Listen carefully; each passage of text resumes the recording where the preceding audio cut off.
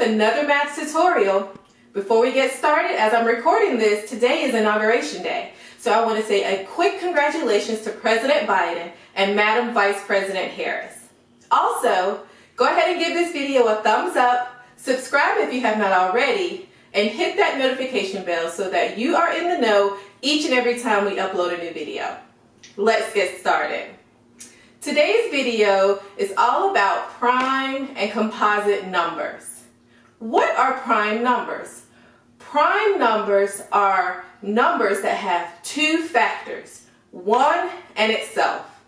Composite numbers are numbers that have more than two factors. For example, if we wanted to find the factors of 5, using the factor rainbow, we are going to ask ourselves, what two numbers can I multiply together to get 5? Well, I can multiply 1 and I can multiply 5. 1 times 5 gives us 5.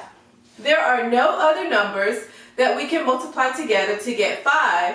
Therefore, 5 is prime because it only has two factors, 1 and 5.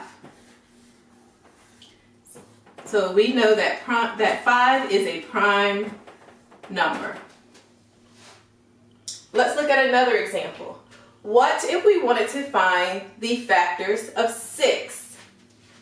Using the factor rainbow, at the beginning of my rainbow, I'm going to write 1, and I know 1 times 6 gives us 6, so 1 and 6 are factors of 6. Well, 6 is also even, so that I know I can multiply 2 times something to get 6.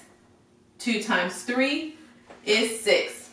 I know that 3 is half of 6, so I can stop, and I have all of my factors. 1, 2, 3, and 6. And because 6 has 4 factors, it is composite. Composite numbers have more than 2 factors. Prime numbers have only 2 factors, 1 and itself. Alright guys, I hope this video was helpful. Go ahead and again and give it a thumbs up and subscribe if you have not already. Until next time, bye.